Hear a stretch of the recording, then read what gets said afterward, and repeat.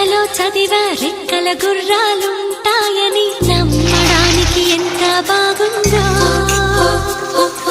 బాలమిత్ర కథలో చదివా పగడపు దీవులు ఉంటాయని నమ్మడానికి